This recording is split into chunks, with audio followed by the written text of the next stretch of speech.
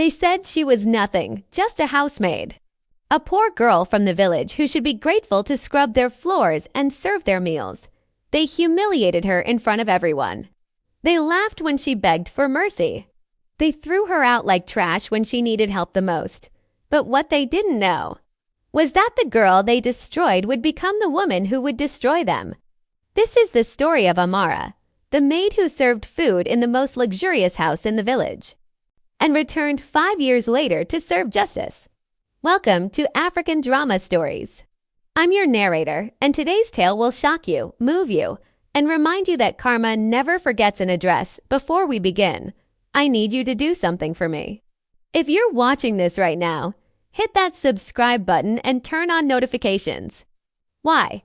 Because stories like this, stories of resilience, revenge, and redemption are what we bring you every single week.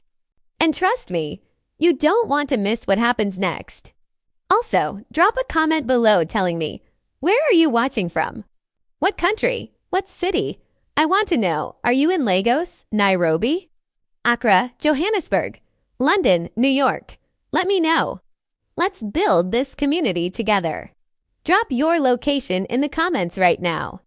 And if this story touches your heart or makes your blood boil, smash that like button.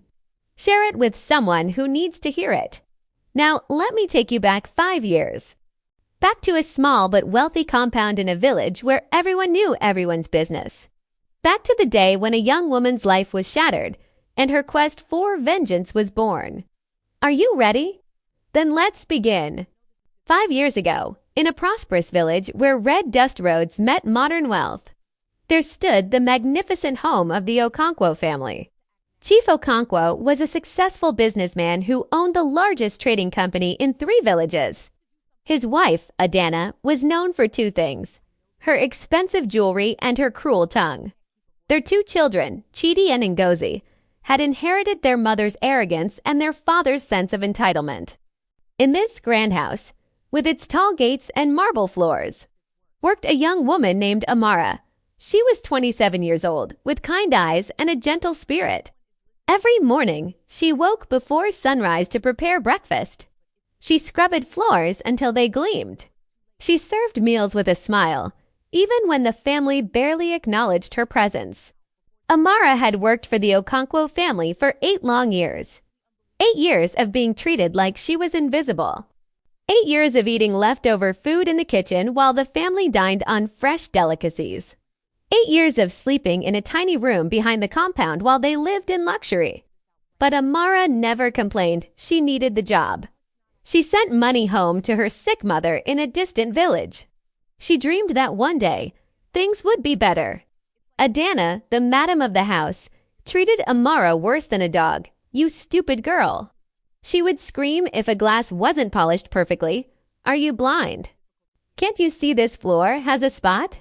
She would make Amara clean the same surface 3, 4, 5 times, just because she could. Chidi, the son, was 25 and unemployed. He spent his father's money on expensive clothes and partying. He would snap his fingers at Amara. "Girl, bring me water." "Girl, iron this shirt." "Girl, faster." He never used her name. She was just girl. Ngozi, the daughter, was 23 and just as cruel. She would deliberately spill drinks on freshly cleaned floors. "Ups," she would say with a wicked smile. "Clean it again, Amara, and this time, do it properly." Chief Okonkwo was no better. He was simply absent. When his wife abused Amara, he looked away. When his children mocked her, he said nothing. His silence was just as painful as their cruelty. Then came the day that changed everything. It was a bright Saturday afternoon. The Okonkwo family was hosting a party for important guest politicians, businessmen, and wealthy neighbors. Amara had been cooking and preparing since dawn. The compound was filled with people in expensive clothes, laughing and drinking. Amara was exhausted, but she kept working. She carried trays of food, refilled glasses, and cleaned up spills. Then, as she was carrying a tray of drinks through the crowded garden, young Chidi deliberately stuck out his foot. Amara stumbled. The tray flew from her hands. Glasses shattered everywhere. Red wine splashed across Adana's white dress and onto several guests. The entire party fell silent. Adana's face twisted with rage. She marched toward Amara, who was kneeling on the ground, trying to pick up broken glass with trembling hands. "You worthless fool!" Adana screamed so loud that even neighbors beyond the walls could hear. "Look what you've done!" "Madam, I'm sorry," Amara began, but Adana slapped her hard across the face. The sound echoed through the silent compound. "Sorry." "Sorry?" Adana grabbed Amara by the arm and dragged her to the center of the garden, in front of all the guests. "You are a disgrace, a useless, clumsy fool." Tears streamed down Amara's face. "Please, madam, it was an accident." "Accident?" Chidi laughed cruelly. "Everyone saw you trip over your own stupid feet." He had tripped her deliberately, and now he was lying. But no one would believe a maid over the boss's son. Then Adana noticed something. Her eyes narrowed as she looked at Amara's body. "Wait," she said slowly, venomously. Are you pregnant?" The compound went even quieter. Amara's hand instinctively moved to her stomach. She was 3 months pregnant. She had been trying to hide it, trying to figure out what to do. The father was a man from a neighboring village who had disappeared when she told him the news. "You disgusting girl!" Adana shrieked, "You brought your shame into my house, under my roof." "Please, madam, get out," Adana screamed. "Get out of my compound right now." "But madam, my things, my money. You still owe me 2 months. You get nothing," Adana spat, "nothing.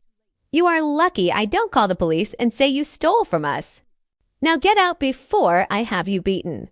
Chief Okonkwo stood nearby, watching. Amara looked at him with pleading eyes.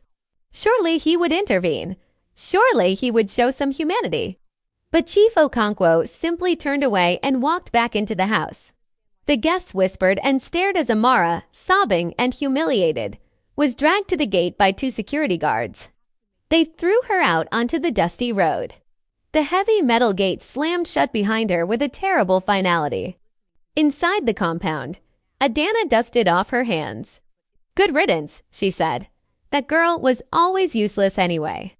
The guests eventually resumed their party. The music played. The laughter continued. But outside, on that dusty road, Amara sat crying in the dirt. She had no money, no belongings, no home. Just shame, pain, and a baby growing inside her. And in that moment, as the sun beat down mercilessly and the sounds of celebration mocked her from beyond the walls, something inside Amara changed. Her tears stopped. Her hands stopped trembling, and behind her eyes, a cold fire began to burn. One day, she whispered to herself, touching her stomach, "One day, they will pay for this. I swear it." 5 years passed like a storm that reshapes the land. Amara gave birth to a beautiful baby girl she named Zuri, which means beautiful in Swahili. Those early months were the hardest of her life. She had no job, no home, and no help.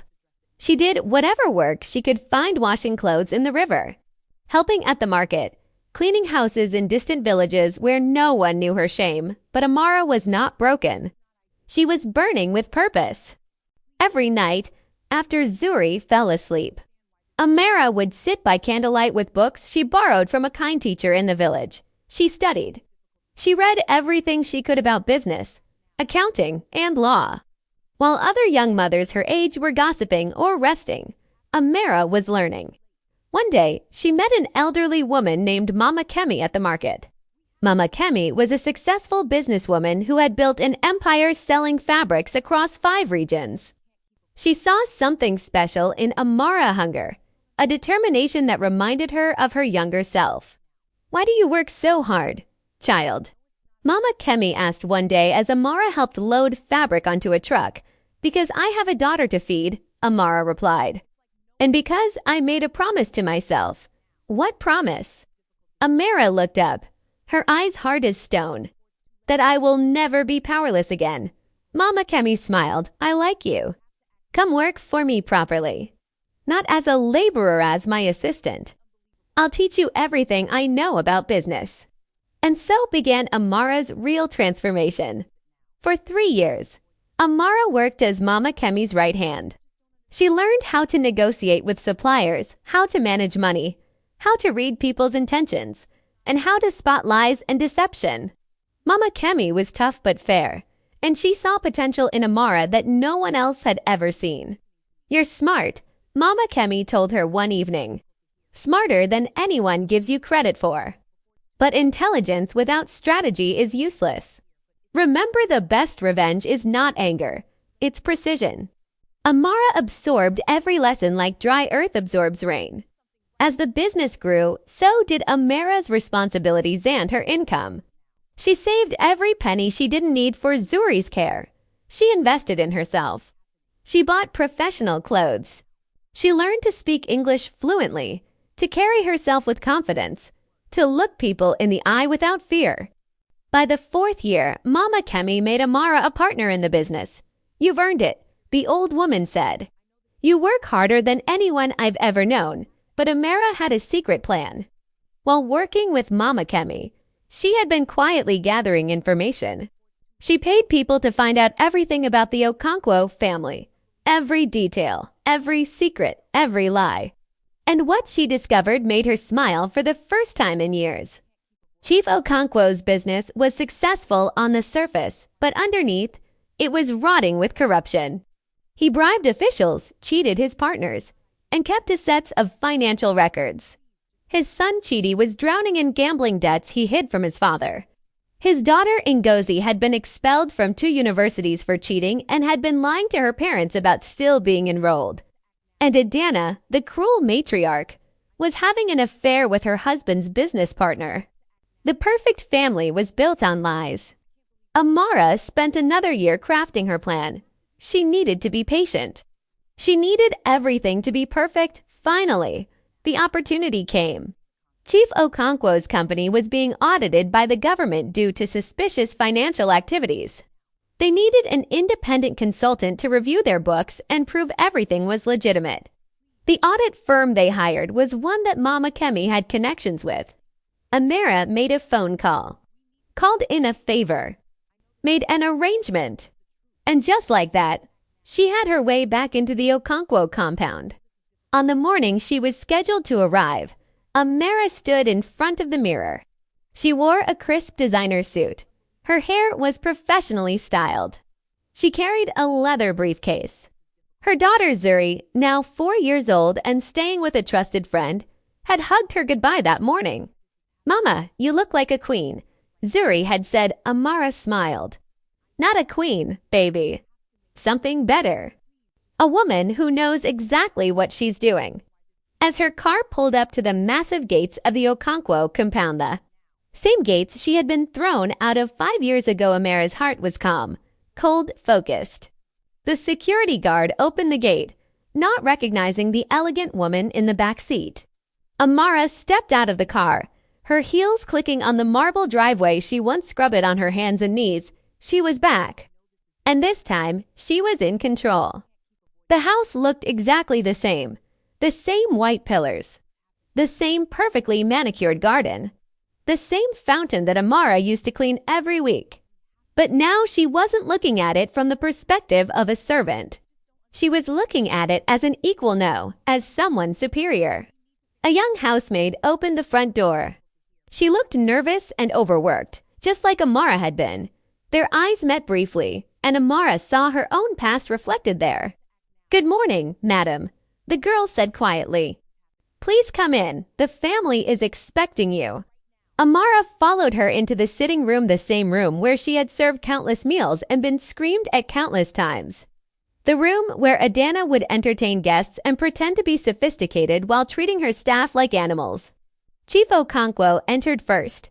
He was older now, his hair grayer, his stomach larger. He wore an expensive traditional outfit and carried himself with the same arrogant confidence. "Ah, welcome, welcome," he said, extending his hand. "You must be the consultant from the audit firm, Miss Amara Okafor," she said smoothly, shaking his hand with a firm grip and looking him straight in the eye. He didn't recognize her. Not even a flicker, Amara. He repeated, "Beautiful name." "Please sit down." She sat gracefully, crossing her legs and opening her briefcase. She pulled out folders and documents, arranging them with professional precision. "I appreciate you meeting with me, Chief Okonkwo," she said. "I know this audit is stressful, but I'm here to help ensure everything is in order." Of course, he said, though his eyes were nervous. "We run a completely legitimate business, nothing to hide." Everything to hide, Amara thought, but she smiled politely. Before they could continue, Adana entered the room. She wore an expensive silk dress and layers of gold jewelry. She had aged to her face was harder. Her lips pulled into a permanent expression of disapproval. "Is this the consultant?" Adana asked, barely glancing at Amara. "Yes, darling," Chief Okonkwo said. "This is Miss Amara Okafor." Adana's eyes swept over Amara with the same dismissive look she used to give the staff. She saw the expensive suit, the professional demeanor, but she didn't see the person. She never really looked at people she considered beneath her. "I hope this won't take long," Adana said coldly. "We're very busy people." "I'll be as efficient as possible," Amara replied calmly. Then Chidi walked in, talking loudly on his phone. He was dressed in designer clothes, but they couldn't hide the puffiness under his eyes or the restless energy of someone drowning in debt. Yeah, I'll have your money next week," he was saying into the phone. "I told you, my father's business is about to close a big deal." He noticed Amara and paused. "I'll call you back." He looked at her with the same entitled smirk he'd always had. "Who's this?" "The consultant for the audit," his father said. "Show some respect, Chidi." Chidi's eyes traveled over Amara in a way that made her skin crawl. "Not bad," he said with a disgusting grin. "Much better looking than our usual consultants." Amara's face remained neutral, but inside, her hatred burned hotter. He was exactly the same. No, he was worse. Entitled, lazy, and crude. Finally, Ngozi appeared, scrolling on her phone. She was dressed expensively but looked perpetually bored and dissatisfied. "Is this going to take long?" She winked. "I have plans." "Sit down, Ngozi," her mother snapped. The family settled around Amara. None of them recognized her. To them, she was just another professional they'd hired. Just another person providing a service. They couldn't see that the woman sitting in their living room, conducting their audit, was the same stupid girl they had humiliated and destroyed. Amara opened her folder. "Let's begin," she said smoothly. "I'll need access to all your financial records. Bank statements, transaction histories, contracts, supplier agreements, everything." Chief Okonkwo shifted uncomfortably. "Everything? That's quite extensive." "It's standard procedure," Amara said, her voice like steel wrapped in silk. "Unless there's something you'd prefer I didn't see?" The question hung in the air like a blade. No, of course not," he said quickly. "We have nothing to hide. You'll have full access." Amara smiled. "Excellent. I'll also need to interview each family member individually. It's important I understand everyone's role in the business operations. Interview us." Adana bristled. "Is that really necessary?" "Absolutely," Amara said. "The audit firm requires it. But don't worry, Mrs. Okonkwo. It will only take a few hours per person. I promise to be thorough." She let that word hang there, thorough. Over the next 2 weeks, Amara became a constant presence in the Okonkwo household. She set up a temporary office in their study. She reviewed documents. She asked questions. She watched. She listened. And most importantly, she gathered evidence. She discovered the full extent of Chief Okonkwo's fraud, millions of naira stolen through fake contracts and bribed officials. She found proof of Chidi's gambling debts, totaling more money than most people in the village would see in a lifetime. She uncovered Ngozi's academic fraud and the money her parents had paid to cover it up. And she found text messages and photos confirming Adana's affair, but she didn't reveal any of it, not yet. Instead, she played the role perfectly, professional, courteous, efficient. The family began to relax around her. They started to believe the audit would be fine. They started to think this sophisticated consultant would give them a clean report and disappear from their lives. They had no idea the trap was already closing around them. And they still didn't recognize the woman they had broken 5 years ago, the woman who had returned to break them. The breaking point came on a Friday evening. Amara had requested a family meeting to present her preliminary findings. She'd spent the entire afternoon setting up the sitting room with a projector and screen, arranging chairs, and preparing documents. The family gathered reluctantly, annoyed at having to sit through what they assumed would be a boring business presentation. "This better be quick," Chidi muttered, checking his phone. "I promise," Amara said with a cold smile. "You'll find it very enlightening." She dimmed the lights and turned on the projector. The first slide appeared on the screen, Chief Okonkwo's company logo. "Let me start with the good news," Amara began, her voice calm and professional. "Your company has been very successful. Millions in revenue every year, impressive growth, respected reputation in the community." Chief Okonkwo smiled smugly. "See, I told you everything was legitimate." "I wasn't finished," Amara said sharply. "That was the surface. Now let me show you what's underneath." She clicked to the next slide. It showed a detailed spreadsheet with 2 columns, official records and actual transactions. The numbers didn't match, not even close. Chief Okonkwo's face went pale. "What you've been reporting to the government," Amara continued, "is very different from what you've actually been doing. For example, this contract with the Ministry of Infrastructure, you claimed it was worth 2 million naira, but you actually received 5 million. Where did that extra 3 million go?" There must be some mistake." Chief Okonkwo stammered. "No mistake," Amara said coldly. "I have bank records. Wire transfers, everything. You've been committing fraud for 7 years. Bribing officials, creating fake invoices, and pocketing government money. That's not just illegal, it's enough to send you to prison for 15 years. The room was deadly silent. Adana found her voice first. "This is outrageous. You can't just come into our home and make these accusations." "They're not accusations," Amara said. "They're facts, and I'm not done." She clicked to the next slide. This one showed photos of Chidi in a casino, surrounded by gambling chips and debt collectors. "Your son," Amara said, looking directly at Chief Okonkwo, "owes 12 million naira to various loan sharks and gambling dens. He's been lying to you, stealing from the business account, and is currently being threatened by people who don't accept excuses."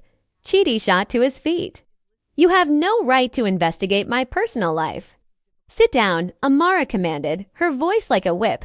Chidi, shocked by her authority, actually sat. "And your daughter," Amara continued, clicking to the next slide showing academic records and bank transfers, has never actually graduated from any university. She's been expelled twice for plagiarism and cheating. You've been paying bribes to cover it up. All those graduation photos. Staged the certificates. Forgeries." Ngozi's mouth opened and closed like a fish out of water.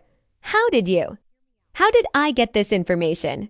Amara smiled. It was not a kind smile. "I'm very good at my job." Adana stood up, shaking with rage. "Who do you think you are, coming into our home, making these horrible claims?" "I'm not finished," Amara said, and her voice dropped to something dangerous. "There's one more thing." The final slide appeared. It was a photo of Adana kissing Chief Okonkwo's business partner, Mr. Emeka, in a hotel room. The timestamp showed it was from 2 weeks ago. Chief Okonkwo stood up slowly, staring at the screen. His face had gone from pale to red. "Adana? It's not what it looks like." Adana shrieked, "Really?" Amara pulled out a stack of printed text messages. "Because these messages between you and Mr. Emeka tell a very different story. 3 years. You've been having an affair for 3 years." She tossed the papers onto the coffee table. They scattered like accusations. The family erupted into chaos. Adana screaming denials. Chief Okonkwo shouting. Chidi trying to defend his mother. Ngozi crying. It was beautiful chaos. Amara stood in the center of it all, calm and unmoved. Finally, Chief Okonkwo turned to her. "What do you want?" He asked, his voice broken. "Money. Is this blackmail? How much?" Amara laughed. It was a cold, bitter sound that cut through the noise and silenced everyone. "Money," she repeated. "You think this is about money?" She walked slowly toward Adana, who stepped back instinctively. "Do you remember?" Amara said quietly. "5 years ago, when you threw a pregnant woman out of your house? When you humiliated her in front of everyone? When you took away everything she had?" Adana's eyes widened in confusion, then slowly, horrifyingly, recognition began to dawn. "No," she whispered. "Yes," Amara said. "That woman was me." The family stared at her in shock. You're the maid?" Chief Okonkwo stammered. "But you look so different." "Because you never really looked at me." Amara said. "None of you did. I was invisible, just the stupid girl who cleaned your floors." Adana breathed, taking another step back. "But how did you? How are you? How am I here?" Amara finished. "How am I successful? How did I become the person who now holds your entire life in her hands?" She smiled, but it was the smile of a predator. "I worked, I studied. I built myself up from nothing. And while I was doing that, I was watching you, waiting, planning." She pulled out her phone. "One call to the anti-corruption agency, and your husband goes to prison.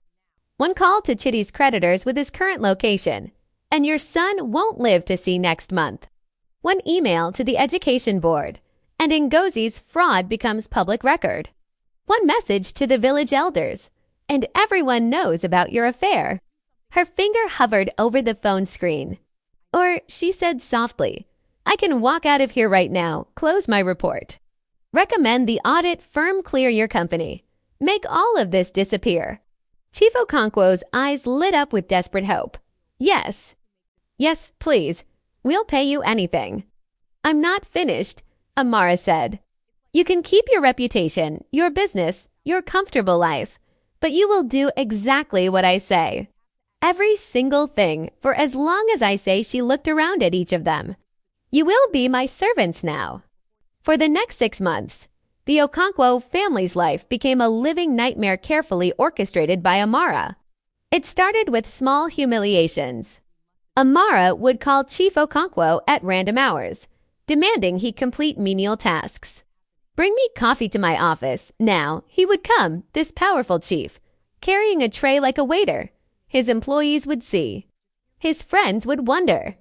Adana was forced to volunteer at a charity organization Amara had founded, one that helped single mothers who had been abandoned or abused by employers. Every week, Adana had to serve food clean and listen to stories of women who had suffered exactly what she had inflicted on Amara. The irony was not lost on anyone. Chidi was put on a strict repayment plan. Amara paid off his debts, all 12 million naira, but now he worked for her businesses, earning a modest salary, every penny accounted for. The gambling, the parties, the expensive clothes all gone. He was learning, finally, what real work felt like. Ngozi was enrolled in an actual education program, not a prestigious university, but a technical school where she had to study, pass real exams, and earn a genuine certificate. No bribes. No shortcuts. Just hard work. The family hated every moment of it, but they obeyed, because the alternative was complete destruction. Then came the day Amara had been planning for, the ultimate revelation. She organized a massive community gathering at the village square. She told the Okonkwo family it was a charity event to benefit local youth, and they had to attend and participate. They came reluctantly, playing their roles as reformed, humble community members. What they didn't know was that Amara had invited everyone who mattered: village elders, business leaders, their friends, their neighbors, and all the people who had witnessed Amara's humiliation 5 years ago. As the crowd gathered, Amara took the stage. The Okonkwo family stood to the side, confused about what was happening. "Good afternoon, everyone," Amara began, her voice clear and strong. "Thank you for coming. Today is very special. Today, I want to tell you a story. She gestured to a large screen behind her. It flickered to life, showing a photo of her from 5 years ago wearing her maid uniform, eyes downcast, looking broken 5 years ago. I was this woman, a maid working for the Okonkwo family. I worked hard. I was loyal. I asked for nothing but basic respect. The crowd murmured, recognizing her now. But when I became pregnant and needed help, this family, she pointed at the Okonkwos, whose faces had gone white, threw me out like garbage in front of everyone. Without my wages, without mercy, the crowd's murmuring grew louder. Some people remembered that day. They said I was worthless, that I would never be anything, that I was shameful and disgusting. Amara's voice grew stronger, so I decided to prove them wrong. I worked 3 jobs. I studied at night. I built businesses. I invested, I grew. And I became successful not through corruption or cheating, but through honest work. She clicked a button and the screen showed images of her businesses, her partnerships with Mama Kemi, her achievements, and then I came back. Not for revenge through violence or cruelty but through truth. The screen changed again, showing the same evidence she had presented to the family. The fraud, the gambling debts, the academic lies, the affair. The crowd gasped. The family that called me shameful, Amara said, was built on lies and corruption. The people who judged me were far worse than anything they accused me of being. Chief Okonkwo tried to speak, but Amara held up her hand. I could have destroyed them, she continued. I could have sent them to prison, ruined them completely, but I chose a different path. I chose to teach them what it means to be humble, what it means to work, what it means to face consequences. She turned to face the family directly. For 6 months, the Okonkwo family has been my servants. They have worked for me, obeyed me, lived under my control, just as I once lived under theirs. The crowd was completely silent now, hanging on every word. And now Amara said, I'm going to do something they never did for me.